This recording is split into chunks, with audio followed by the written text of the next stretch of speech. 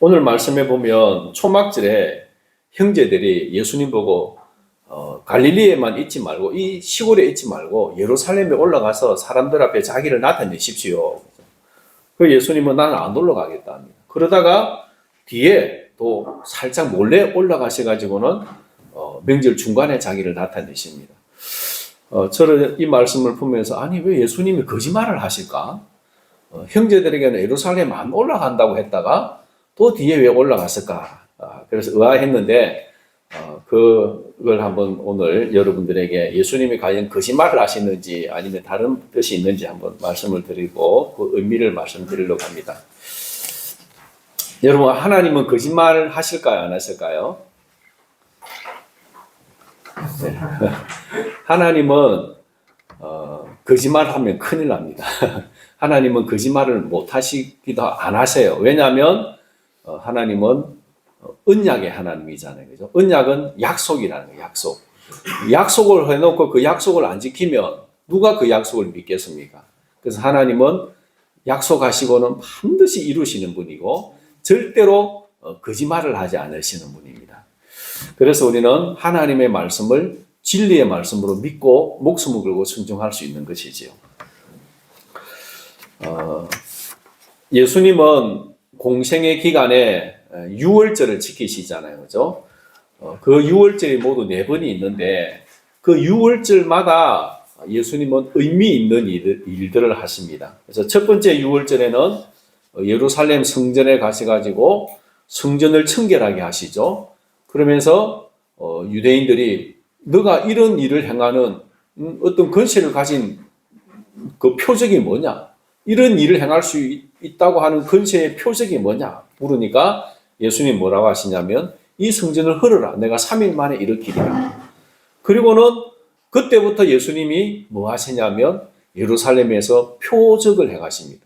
수많은 기적을 행하시는 거예요. 그래서 예수님이 바로 모세에게 약속하신 그 선지자, 성취함과 또 정응함을 통해서 그 선지자인 걸 증명한다고 했잖아요. 그래서 예수님이 자신을 계시하신 이후부터 기적을 행하시는 거예요.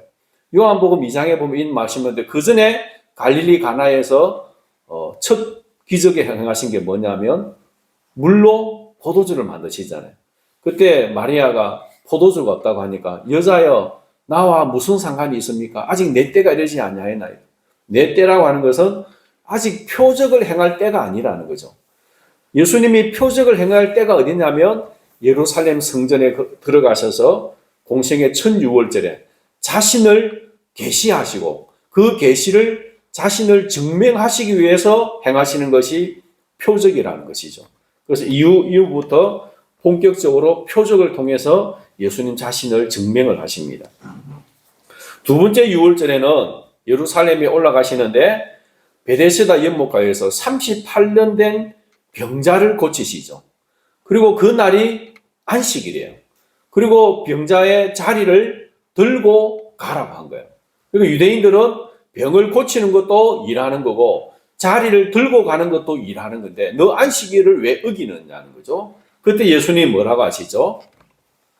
내 아버지께서 일하시니 나도 일한다. 이 말이 여러분 굉장한 그 신학적인 깊이가 있는 거예요. 하나님이 제7일째 안식하셨잖아요.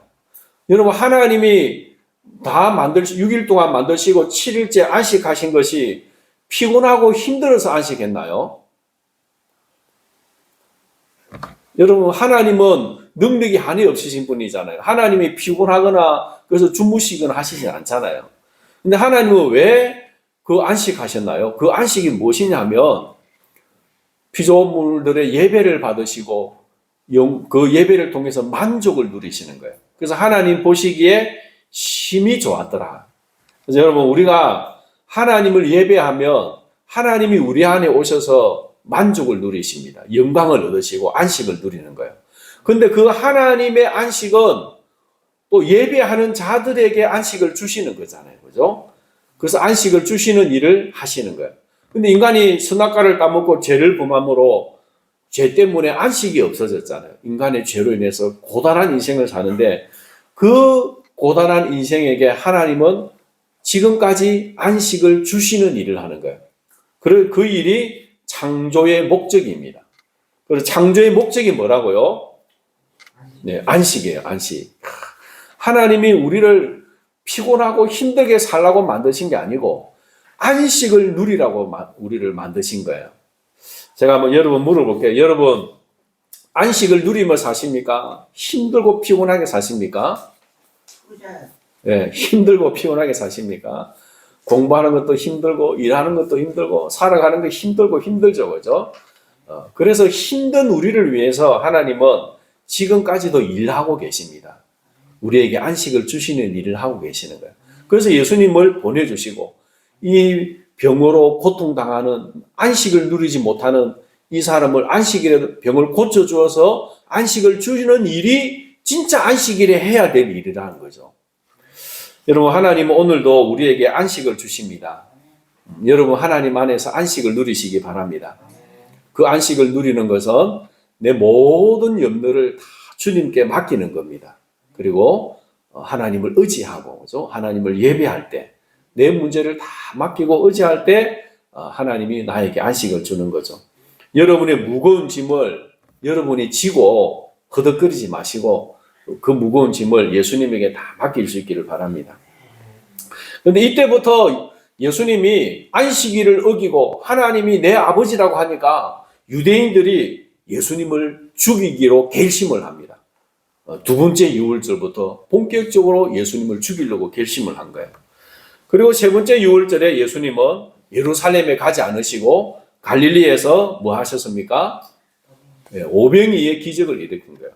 떡 5개와 물고기 2마리로 남자만 5,000명을 먹이고도 그죠? 여자 어리니까 합치면 2만 명이 넘겠죠. 그리고 몇 강주리가 남았습니까? 12강주리가 남은 거예요. 그래서 사람들은 이제 예수님만 따라가면 무슨 문제 해결됩니까? 먹는 문제 해결되는 거예요. 그래서 예수님을 왕으로 세우려고. 이스라엘 백성들은 광야에서 누구 따라다녔습니까? 모세만 따라다니면 하늘에서 만나가 내려오고 모세가 바위에 팍 치니까 바위에서 물이 흘러나오고 불기둥 구름기둥으로 다 보호해주고 너무너무 좋은 거죠. 그래서 그런 선지자, 그 모세와 같은 선지자를 기다리고 있었는데 예수님이 오셔가지고는 막 500위의 기적을 일으키니까 이제 예수만 따라가면 우리 모세처럼 우리의 모든 문제가 해결되겠구나 하는 거죠. 그때 예수님은 뭐라고 하십니까? 네가 나를 따라온 것은 표적을 본 까닭이 아니고 떡을 먹고 배부른 까닭이다. 이 표적은 예수님이 새 언약의 중보자라고 하는 그 증거인데 그래서 예수님을 우리의 구원자로 새 언약의 중보자로 믿어야 되지 예수님을 통해서 내 먹을 것 해결하려고 찾아왔구나 하는 거예요. 그래서 여러분 우리의 신앙이 예수님을 믿고 의지하는 신앙이 돼야지 예수 믿어서 내 삶의 문제 해결하고 복 받는데 초점이 가면 안 되는 거예요. 그죠? 그래서 예수님을 바라보고 오라는 거죠. 그러니까 예수님 뭐라고 하냐면 진짜 양식은 내 살을 먹고 내 피를 마셔야 너희가 영생을 얻는다. 진짜 양식은 내 살이고 내 피다. 나를 먹으라는 거예요. 그러니까 사람들이 이 말씀이 너무 어렵다. 이해를 못 하겠다는 거. 예수님이 그 말씀 들으니까 도저히 이해가 안 된다. 그래서 사람들이 어떻게 합니까? 예수님을 따라다닙니까? 떠나갑니까? 네, 다 떠나가 버렸어요. 12명의 제자만 딱 남은 거예요. 12명의 제자. 그래서 예수님 뭐라고 합니까? 너희들도 나를 떠나가려고 하느냐? 그러니까 베드로가 뭐라고 하죠?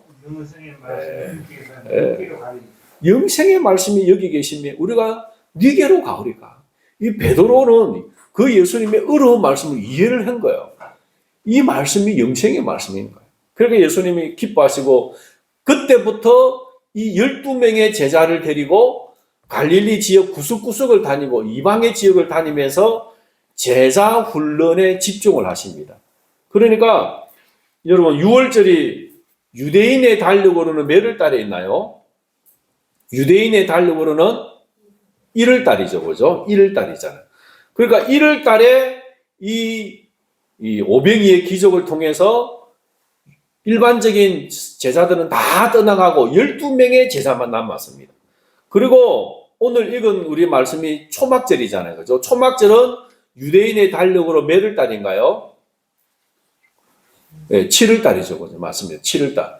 그러니까 1월 달에서 7월 달까지 몇 개월요? 약 6개월을 예수님은 12명의 제자만 데리고 집중적으로 제자 훈련을 하신 거예요. 그리고 그 제자 훈련의 기말고사가 뭐냐면 너희는 나를 누구로 하느냐. 그때 베드로가 주는 그리스도 살아계신 하나님의 아들입니다. 그 예수님이 복되다 해줬잖아요. 그때부터 예수님이 이제 내가 예루살렘에 올라가서 죽을 것이다. 그리고 3일 만에 살아날 것이다 하니까 베드로가 주여 그러면 안 됩니다. 그러니까 사탄아 물러가라. 너는 나를 넘어지게 하는 자. 네가 하나님의 일을 생각하지 않냐고 사람의 일을 생각합니다. 그러니까 베드로는 예수님에 대한 신앙 고백을 했지만 여전히 인간적인 생각을 하고 있다는 거죠. 자, 그리고 그때부터 예수님이 이제 예루살렘으로 가실 준비를 하는 거예요. 준비를 하는 거예요.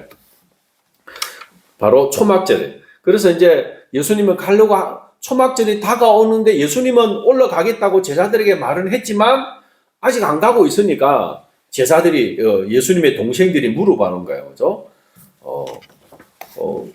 여러분 7장 1절에 보면 갈릴리에 다니시고 유대에 다니라 아니하시면 유대인들이 예수를 죽이려고 하기 때문에 두 번째 유월절 날 38년 된 병자를 고치신 이후부터 죽이려고 했는데 예수님은 안식일에도 계속 병자를 고쳤어요. 유대인들이 그렇게 싫어하고 하지 말라고 하는데도 계속 병자를 고치시는 거예요. 그러니까 또 막 미리 사걸 제자들이 확 가서 먹는 거 안식일을 그런 어기는 일도 하고 그러니까 더 예수를 죽이려고 하니까 예수님은 유대에 안 가고 계시는 거죠. 그리고 초막절이 다가오니까 형제들이 여기를 떠나서 유대로 가십시오. 다 많은 사람들이 형님을 보고 따르도록 해야 되지 않습니까? 나타나기를 구하면서 묻혀서 일하는 사람이 없습니다. 그러니까 세상에 나타내십시오. 그러니까 제자들도 예수님의 사역을 이해하지 못하고 믿지 못해서 세상적인 출세를 하라는 겁니다. 얼마나 많은 사람들이 그죠? 예루살렘에서 예수님 당신을 형님을 따르는데 예루살렘에 그 초막절에 다 사람들이 모일 때 한번 떠가지고 많은 사람들을 거느리는 그런 위대한 스승이 되라는 거죠. 그때 예수님이 6절에 보니까 내 때는 아직 이르지 아니하였거니와 너희 때는 늘 준비되어 있다. 그러면서 세상이 너희를 미워하지 아니하되 나를 미워하나니 이는 내가 세상의 일들을 악하다고 증언함이라. 너희는 명절에 올라가라. 내 때가 아직 차지 못하였으니 나는 이 명절에 아직 올라가지 아니하리라. 그러니까 너희들은 올라가라. 나는 이 명절에 아직 올라가지 않겠다. 그래서 여기에 그 아직 있죠. 아직. 이 아직을 보면 우포라고 하는데 이 말은 절대로 안 한다가 아니고 지금은 안 한다. 아직은 안 한다. 나중에는 하겠다는 거예요. 그런 말이에요. 그러니까 예수님이 예루살렘에 안 가겠다는 말이 아니고 나는 아직 지금은 안 가고 나중에 때가 되면 가겠다는 거죠. 그래서 여기서 예수님은 두 가지의 때를 말하죠. 너희의 때가 있고 내 때가 있는 거죠. 너희들은 언제 때든지 어느 때든지 원하면 다 올라갈 수 있지만 내 때는 하나님이 정하신 때가 있다는 거예요. 그래서 나는 내 마음대로 예루살렘에 올라가는 게 아니고 아버지께서 내게 정하여 주신 그 때에 올라가서 내 일을 할 것이라는 거예요.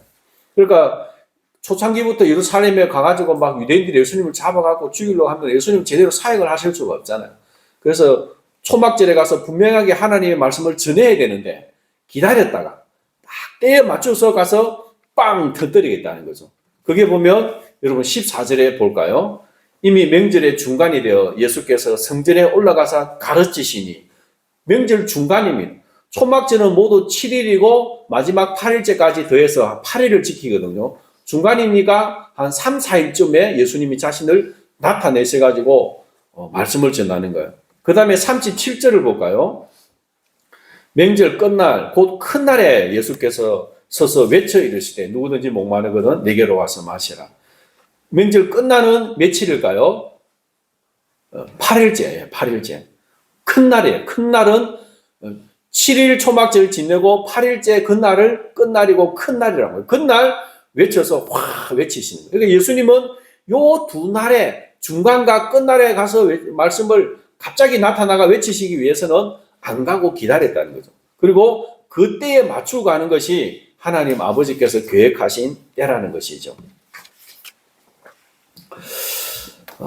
여러분, 우리 인생에도 다 때가 있는 것 같습니다. 하나님이 우리에게 주신 때가 있습니다. 내가 하고 싶다고 해서 다 되는 게 아니고 하나님이 그 때가 있는데 우리는 가능하면 내가 하고 싶은데 막 하려고 하지 말고 하나님의 때를 묻고 기도하고, 그래서 예수님이 나의 머리라면 그 머리 대신 예수님에게 한번 물어봐야 됩니다. 무슨 일을 계획할 때도 하나님 이거 어떻게 할까요? 물어봐야 돼요. 하나님이 직접 이거 해라 이렇게 해라는 잘 알려주지 않아요. 그래도 물어보고 하면 그게 하나님의 인도를 받아가는 겁니다. 그래서 무슨 일을 하든지 간에 하나님에게 물어봐야 됩니다. 저도 이렇게 인생을 돌아보면 하나님에게 우선적으로 물어보고 하나님 이거 어떻게 할까요 하고 물어보고 한 거는 잘 인도가 됐는데, 내가 먼저 저질러 놓고 하나님 이랬습니다 보고를 하면 좀 잘 안 되는 것 같아요. 후회도 많이 하고. 그래서 항상 하나님에게 물어봐야 됩니다. 왜냐하면 우리의 머리가 예수님이기 때문이죠. 그죠? 내가 해놓고 이야기하면 그건 예수님한테 허락받는 게 아니고 그냥 보고하는 거잖아요. 보고. 예수님한테는 보고보다는 뭐 하세요? 허락을 구하고 뜻을 구하시기를 바랍니다. 하나님의 뜻을 먼저 구해야 됩니다. 그리고 예수님이 이제 초막절에 올라가서 가르치시는데 우리 14절에 보면 중간에, 명절의 중간이 되어 예수께서 성전에 올라가서 가르치십니다. 다 가르치는데 그 가르치심의 내용이 뭔지는 잘 안 나오는데 유대인들이 듣고 어떻게 합니까? 너무 놀랍습니다. 놀랍니다. 이 사람은 배우지 아니하였거늘 어떻게 글을 아느냐? 글을 읽을 줄 아느냐? 이 말이 아니고 그 랍비 교육 있잖아요. 유대인들은 그 랍비 교육을 받아서 율법을 해석을 해주잖아요. 근데 예수님은 그를 랍비 교육을 안 받았는데 어떻게 이렇게 율법을 잘 해석을 해주느냐는 거죠. 무슨 내용인지는 요한이 기록을 하지 않고 있습니다. 그러나 사람들이 되게 놀랐다는 거죠. 그때 예수님이 뭐라고 하냐면 16절에 보니까 내 교훈은 내 것이 아니요 나를 보내신 이의 것이다.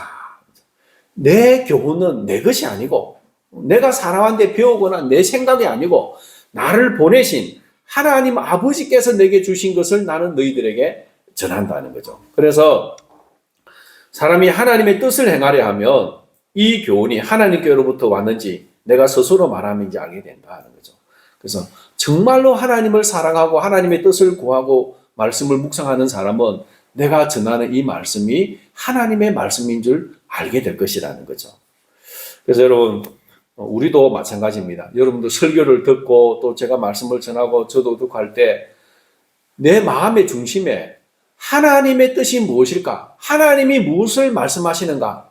거기에 관심을 가지고 그 생각을 가지고 말씀을 접하고 말씀을 귀를 기울이고 들으면 그 말씀이 이해가 되는데 그런 생각 없이 내 생각이 가득 차 있으면 말씀을 들어도 이해가 안 돼요. 하나님의 말씀이 나한테 안 들어옵니다. 왜냐하면 내 생각이 딱 자리 잡고 있으니까. 그래서 여러분 말씀을 들을 때 하나님의 말씀이 무엇인가? 하나님이 이 말씀을 통해 무엇을 말씀하고자 하는가? 하나님의 말씀에 이 중심을 두고 말씀을 들으시길 바랍니다. 그러면 말씀이 깨달아지는 거예요. 그리고 그 말씀의 원리가 깨달아지고 나면 그 말씀을 가지고 내 삶에 적용하고 실천할 수가 있는 겁니다. 내 생각부터 딱 있으면 말씀이 안 들어지고 그러면은 내 삶에도 아무런 영향력이 없는 거예요. 그래서 제가 말씀을 전하면 하나님의 말씀이 뭔가 귀를 기울이고 듣고 그 말씀의 원리를 깨닫고 실천하는 삶, 그런 삶이 되야죠. 예수님이 그 말씀을 하는 겁니다. 너희들이 진짜 하나님의 뜻이 뭔지 알려고 한다면 내가 말하는 걸 깨닫게 되고 그걸 순종하게 될 것이라는 거죠. 그러면서 예수님이 여기에 통해서 뭘 말씀하시냐면 내 말은 내 말이 아니고 하나님 나를 보내신 하나님의 말씀이다 하는 것은 신명기 18장 18절에 그 말씀이 응해졌다는 겁니다. 여러분 신명기 18장 18절 한번 읽어봅시다. 시작. 내가 그들의 형제 중에서 너와 같은 선지자 하나를 그들을 위하여 일으키고 내 말을 그 입에 두리니 내가 그에게 명령하는 것을 그가 무리에게 다 말하리라. 이 말씀은 모세가 하나님의 언약의 말씀을 듣고 백성들에게 그대로 전달해 줬잖아요. 그죠? 그것처럼 새 언약의 중보자 하나님의 말씀을 듣고 백성들에게 그대로 전달해 줄 그 모세와 같은 선지자 하나를 세울 것인데 그 선지자는 자기 말을 하는 게 아니고 내가 주는 말을 그대로 할 것이다.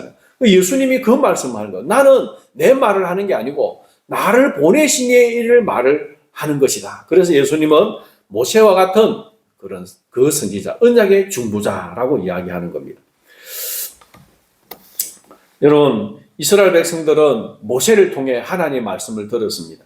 오늘 우리는 바로 예수님을 통해서 하나님의 말씀을 들을 수 있습니다. 예수님의 이 사역과 말씀들을 살펴보면 이 구약의 모든 말씀이 함축되어지고 응축되어져서 적용되어져서 주시는 말씀입니다. 구약의 옛 언약의 말씀을 오늘 우리에게 새 언약의 말씀으로 적용시켜서 더 심도 있게 주시는 말씀이 예수님의 말씀입니다. 그래서 예수님의 말씀을 깊이 묵상하고 생각해야 됩니다. 그러면 예수님의 말씀이 얼마나 깊이가 있는가를 깨닫게 되어지죠. 그러면서 예수님이 뭐라고 말씀하시냐면 왜 나를 죽이려고 하느냐 합니다. 24절을 한번 볼까요? 24절 보기 전에 19절에 보면 19절 끝에 보면 너희가 어찌하여 나를 죽이려고 하느냐. 모세가 율법을 너희에게 준 것처럼 나도 언약의 중보자로서 너희에게 말씀을 주는데 모세의 율법을 살인하지 말라고 하는 그 법, 모세의 율법을 받은 너희들이 왜 나를 죽이려고 하느냐는 거죠. 그러니까 우리가 어떻게 당신을 죽이려고 합니까? 일반 무리들이죠. 그런데는 초막절을 지키기 위해서 많이 모인 사람들. 그러나 유대 종교 지도자들이 예수님을 죽이려고 한다는 그 말씀이죠. 예수님은 그죠.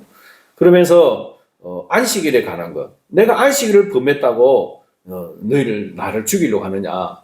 모세가 준 그 안식일을 할례도 8일째면 할례를 행하는데 안식일에 할례를 행하는데 그거는 왜 행하면서 안식일에 일을 해도 되는지 내가 안식일에 병 고쳐주는 거 가지고는 나를 죽이려고 하느냐 하면서 24절 같이 읽어봅시다.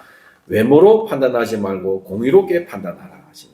외모로 판단하는 것은 율법의 외형적 해라 하지 마라 그걸로 판단하지 말고 율법을 주신 참 의미를 생각하라는 것입니다. 자, 여러분 유대인들은 율법을 그 안식일을 어떻게 지킵니까? 안식일에 뭐 하면 안 된다. 뭐 하면 안 된다. 안 하는 걸로 지키는 거예요. 그리고 다 예배 드리고 그것만 해요. 근데 예수님은 안식일을 어떻게 지킵니까? 안식을 못 누리는 병자에게 그 병을 고쳐서 안식을 주시는 거야. 그러니까 막 38년 병자가 걷지도 못하고 아파서 끙끙 앓고 누워 있는데 유대인들은 오늘 안식일이니까 병 고치면 안 돼. 너 가만히 있어야 돼. 고통스럽지만 견뎌. 근데 이 사람 안식을 누리겠습니까? 안식일에? 아무리 안식이라도 질병으로 고통을 당하는데 안식 못 누리잖아요. 근데 예수님은 그 병자를 고쳐주시는 거예요. 그리고 이 자리에 누워있지 말고 그 자리에 들고 이제 집에 가서 편안한 자리에 누우라. 이 길바닥에 누워있지 말고 집에 가서 편안하게 안식을 하라는 거죠. 그러니까 예수님은 안식을 주시는 일을 안식일에 함으로 안식일을 지키는 거예요. 이것이 진짜 공의고 율법의 참 정신이라는 거죠. 자, 우리 옛날에 고신 교단은요, 주일에 버스를 못 타게 했습니다. 교회가 멀어도 걸어가야 돼요. 버스 타고 가면 안 돼요. 버스 타면 안식일을 어기는 거니까. 근데 제가 한번 딱 생각을 해봤습니다. 주일에 버스를 안 타고 만약에 막 여름에는 덥고 비가 오면 비를 맞고 그때 앞에 힘들게 걸어가서 예배 힘 다 빠져고 예배 드리는 게 안식일까요? 아니면 버스를 타고 편안하게 가가지고 예배를 잘 드리는 게 안식일까요? 여러분 어느 것이 안식일을 지키는 것 같습니까? 예. 예, 제 생각에는 주일에도 뭐 버스를 타면 버스를 타고 가서 그죠? 주일을 딱 지키는 게 그게 안식일을 지키는 것 같아요. 근데 이제 그만큼 철저하게 안식일을 지킨다는 것은 좋지만 잘못하면 그 외모, 율법주의에 빠지게 된다는 거예요. 율법의 참 정신을 외면하면 안 된다는 것이죠. 그래서 우리가 사람들을 볼 때도 율법으로 하면 돼, 하면 안 돼 이렇게 탁 자르지 말고 율법의 그 본 정신을 가지고 적용을 시켜야 됩니다. 그죠? 예수님이 그 정신을 가르쳐 주시잖아요. 살인도 딱 죽이면 살인이 아니고 이 마음으로 사랑하지 않은 그것도 살인이라는 거예요. 그래서 사랑해야 된다는 거죠. 그리고 시기 질투하고 저 사람 미워하고 그러면서 시기하면서 겉으로는 웃고 그런 건 안 된다는 거예요. 진심으로 사랑하라는 거죠. 그러니까 예수님은 우리의 새 언약의 그 중보자는 바로 우리에게 율법의 정신을 바르게 가르쳐 주신다는 걸 알 수가 있습니다. 그러면서 예수님이 이 초막절의 참 의미를 또 말씀하고 있습니다. 여러분, 이 초막절은 무슨 절기입니까? 초막절은 40년 광야 생활을 기념하는 절기죠. 40년 광야 생활. 7월 달에 우리나라 달력을 하면 10월 달이고 유대인의 달력으로는 7월 달이는데 우리도 10월 달 되면 다 추수를 하잖아요. 그죠? 추수를 하고 나면 이제 예루살렘에 가든지 그리고 또 예루살렘 성전 주변에 집 밖으로 멀리 있는 사람 집에 멀리 있는 사람 못 오면 집 밖으로 나가서 초막을 짓고 거기서 8일 동안 지내는 거예요. 그러면서 또 예루살렘 성전에서는 매일 하나님 앞에 제사를 지내고 이 절기 때 뭘 하냐면 첫째 날부터 8일, 7일째까지는 매일 제단에다가 그 베데스다 연못가에 가서 물을 떠와가지고 물을 붓는데요. 이 제단에 늘 물을 붓는 거예요. 그리고 7일째는 물을 또 많이 부으면서 하나님 우리에게 비를 내려 주십시오라고 기도하고 물을 붓는 거예요. 그래서 이 물은 광야에서 반석에서 물을 주신 하나님 그리고 이 비를 주셔서 우리를 농사를 잘 지을 수 있게 해달라고 하나님 앞에 소원을 비는 거예요. 그 다음에 두 번째는 밤 되면 이 성전 뜰에 큰 등대가 있어요. 그 사다리를 타고 올라와서 거기에 불을 켠대요. 거기에 불을 켜가지고 불을 확 비추는데 이것은 광야에서 하나님이 불기둥 구름기둥으로 보호해 주신 걸 기념한대요. 그런데 예수님이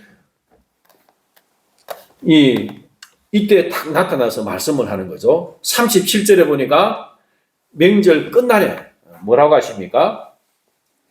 누구든지 목마르거든 내게로 와서 마시라.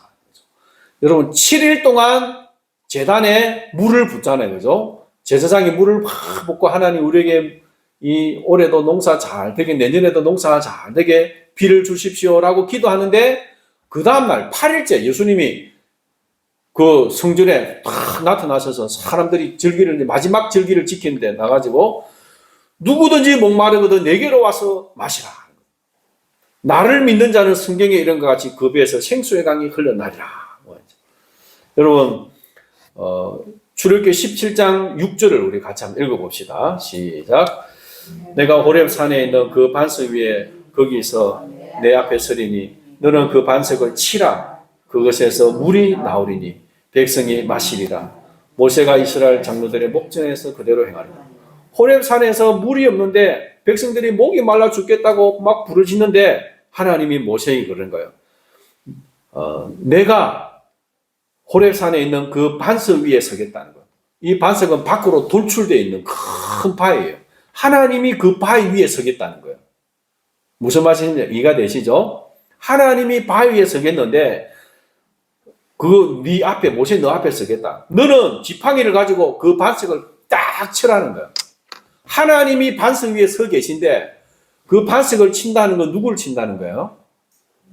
하나님을 치는 거예요. 하나님은. 네가 나를 쳐라는 거예요. 그러면 내게서 물이 나와서 백성들을 마실 거라는 거죠. 그걸 이 반석은 누구를 말합니까? 예수 그리스도. 그리스도께서 십자가에 못 박혀 고난을 받으심으로 그리스도로부터 성령을 우리에게 부어주시는 것을 미리 예표적으로 보여주신 것이죠. 그래서 예수님이 그 실체가 나라는 거죠.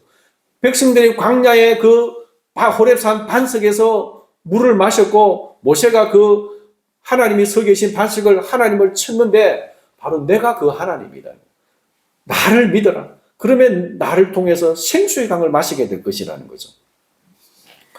그리고 8장 12절을 한번 봅시다. 8장 12절.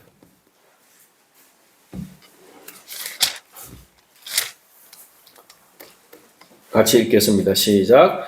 예수께서 또 말씀하여 이르시되 나는 세상의 빛이니 나를 따르는 자는 어둠에 다니지 아니하고 생명의 빛을 얻으리라.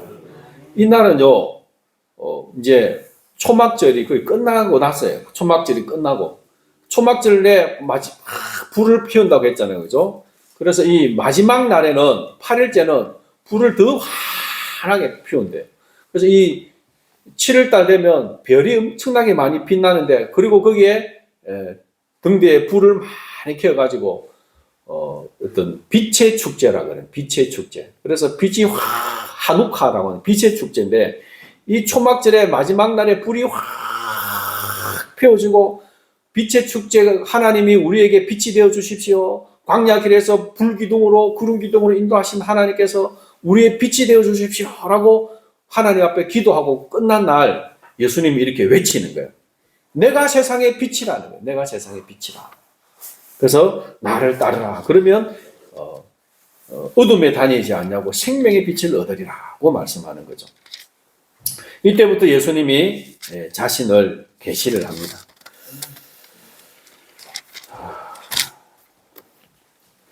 그래서 여러분, 왜 예수님이 이 초막절에 올라가셔서 이렇게 많은 일을 하셨을까?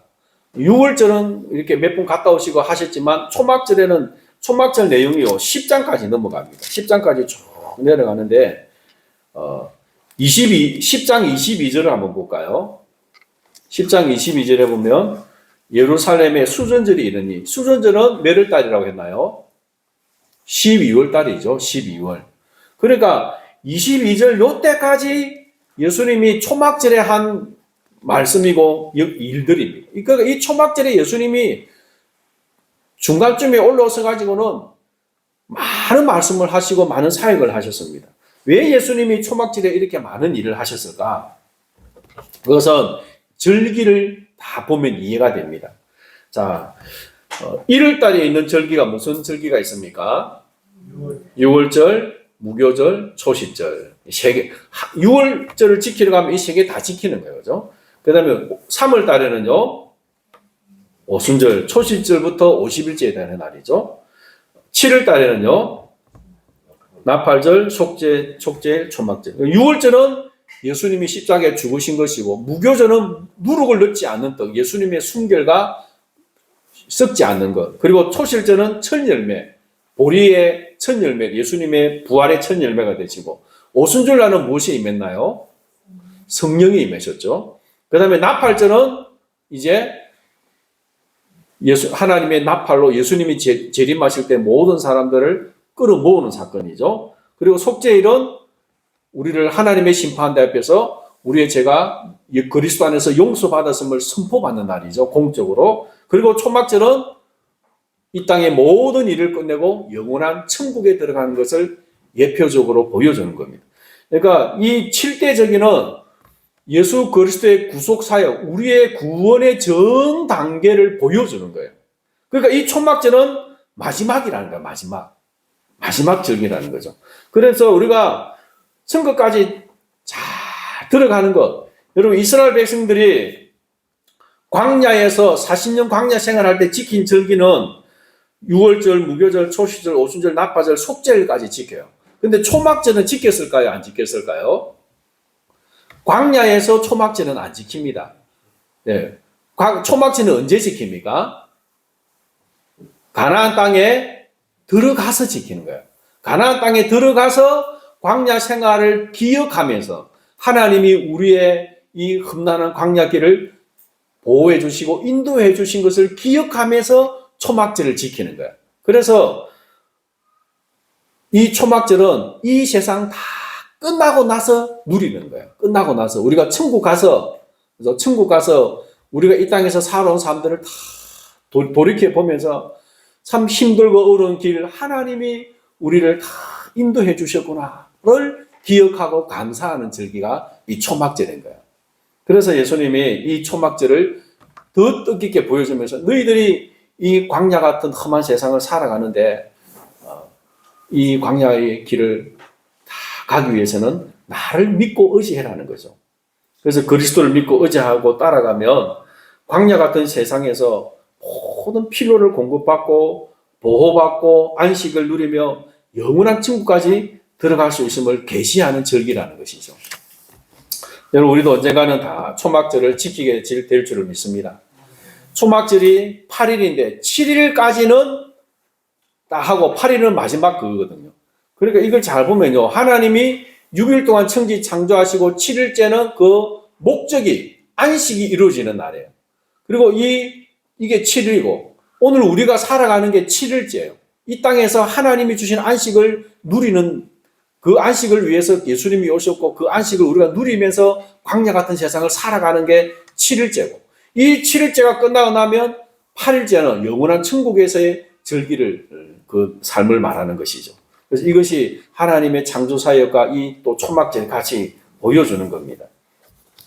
그래서 우리는 저 천국을 바라보면서 이 광야 같은 세상을 살아가는데 예수 그리스도를 통해서 이 광야 같은 세상을 다 살아갈 수 있는 겁니다.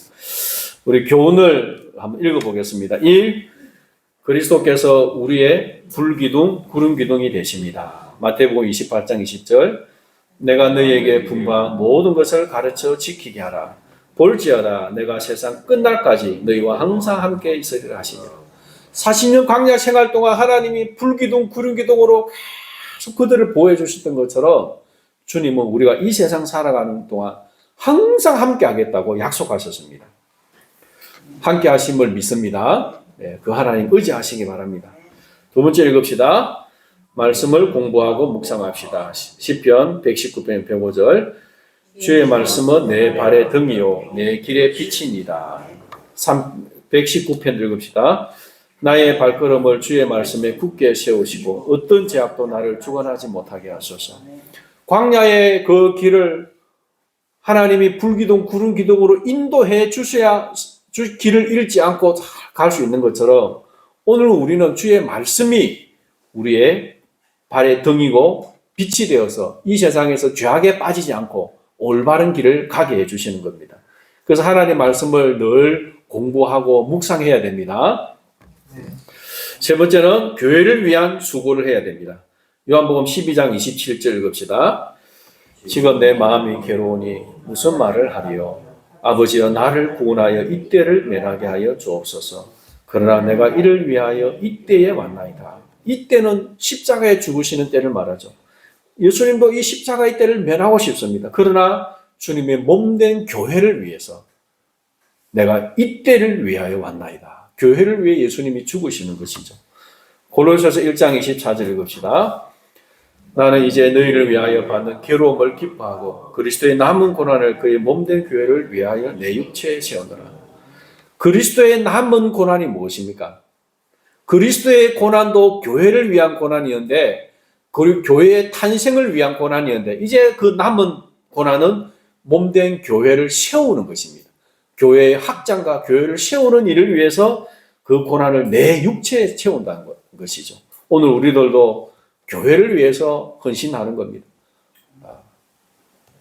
저도 그렇고 또 우리 교회를 위해 섬기는 모든 분들이 주님의 몸된 교회가 세워지고 교회를 통해서 영혼들이 구원받고 하나님의 나라가 세워지도록 하기 위해서 수고하고 그 고난을 감당해야 됩니다.